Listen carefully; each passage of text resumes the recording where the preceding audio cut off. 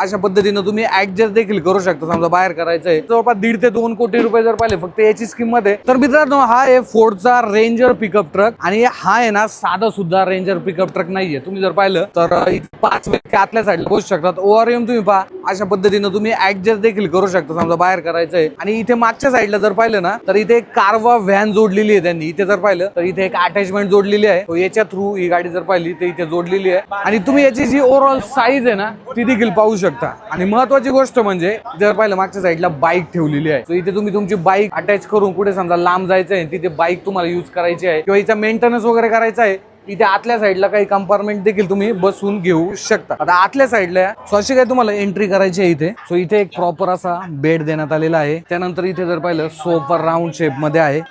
इथे देखील एक सोफा आहे, म्हणजे माझ्या मते ह्या गाडीमध्ये ना एक 8 ते 10 लोक चांगल्या पद्धतीने राहू देखील शकतात, झोपू शकतात बरं का। इथे बेसिन देण्यात आलेलं आहे, इथे मायक्रोवेव्ह तुम्हाला मिळून जातो। त्यानंतर इथे जर पाहिलं तर फ्रीज आहे डेडिकेटेड, जो की तुम्ही काही साहित्य वगैरे ठेवू शकता। इथे देखील एक कंपार्टमेंट जे देण्यात आलेलं आहे, इथे तुम्हाला जे टॉयलेट आहे ते मिळून जातं। आणि इथे जर पाहिलं तर बाथरूम असणार आहे, तर तुम्ही इथे वॉश वगैरे स्वतःला फ्रेश करू शकता। आणि इथे जर पाहिलं तर बाईक ठेवायची आहे। हे इम्पोर्टेड मटेरियलने जर पाहिलं तर ही गाडी जी आहे ती पूर्णपणे बनवण्यात आलेली आहे। बेसिकली मेड इन थायलंड आहे। जे हौशी आहेत त्यांच्यासाठी हा माझ्या मते नक्कीच चांगला ऑप्शन असू शकतो। जसं की आपण मिडल ईस्ट मध्ये पाहतो, सौदी अरेबिया वगैरे असेल त्या ठिकाणी या गाड्यांची भरपूर मागणी असते। प्राइसिंगचा जर विषय आला जवळपास 1.5 ते 2 कोटी रुपये जर पाहिले फक्त याची स्कीम मध्ये, जी पुढे फोर्डची पिकअप ट्रक आहे रेंजर त्याची किंमत सुद्धा एक 50 लाखाच्या दरम्यान आहे। सो 2.5 कोटी रुपये पूर्णपणे सेटअपला या गाडीला येऊ शकतो। भरपूर गोष्टी इम्पोर्टेड आहे गाडीमध्ये। सस्पेन्शन जर पाहिलं तर एअर बलून्स यूज झालेले आहेत। समजा एका ठिकाणी ती उभी जर गेली तर इथे तुम्ही पाहू शकता की जे हायड्रॉलिक्स आहे ते इथे देण्यात आलेले आहेत, सो जेणेकरून टायर वर देखील प्रेशर येणार नाही।